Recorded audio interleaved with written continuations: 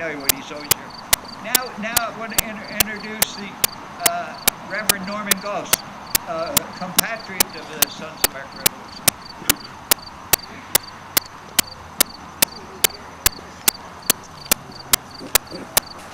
Our friend John Risley related to us what happened here 230 years ago. So we know the what. But I think today what we may want to focus on as well is the who. Because the what without the who is just pretty impersonal. Chestnut Neck and most of what's now Atlantic County came to be populated by Quakers from the middle and south of England between 1670 and 1730. During the mid-1700s, early to mid-1700s, they started moving from the Burlington area and the Haddonfield area down to Atlantic County, and you find such names as Leeds and Smith and Adams, Giberson, Summers, Mays, Mathis, Higby, to name a few. You've heard the names before. These Quakers were farmers and fishermen, and they were a peaceful lot.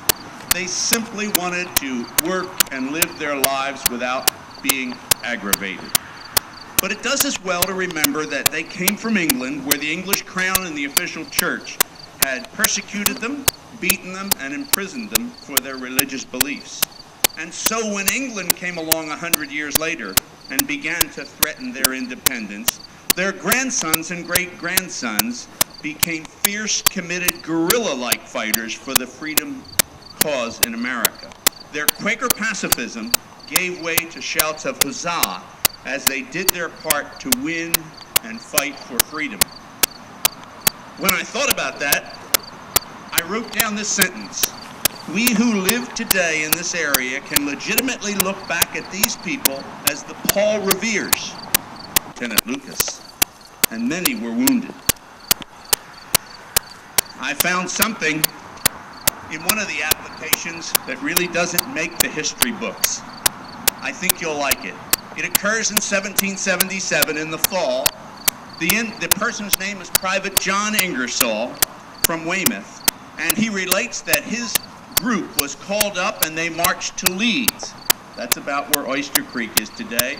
And out there on the marshes, they took on 3 British sloops, armed, with probably a couple dozen cannon, and they only had 2 small cannon and 2 mortars. They destroyed one ship, and in 1835, the wreckage, they say, was still there.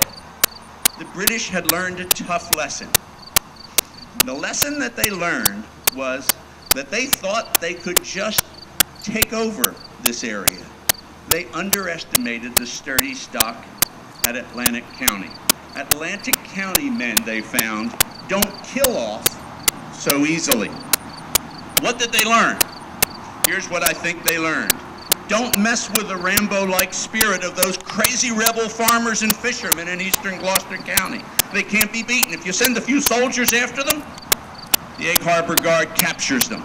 If you sail ships past them, they steal your ships. If you send the Tories after them, the Tories just seem to disappear. If you send big troops after them, like we were told by Mr. Risley, they just simply disappear into the forests of South Jersey, only to reappear the day later after you've left. So what do we do with the story of Chestnut Neck? You know, my function in life is to be a senior pastor of a group of churches for my denomination and a seminary professor. So at the end of every sermon, if you want to call it that, my job is always to ask the question, so what? And so can I ask that question about this battle? So what? So there was a battle here. How do we wrap it up and take something home with us today that's worth thinking about? Well, first, we need to remember that these folks who fought here were hard-working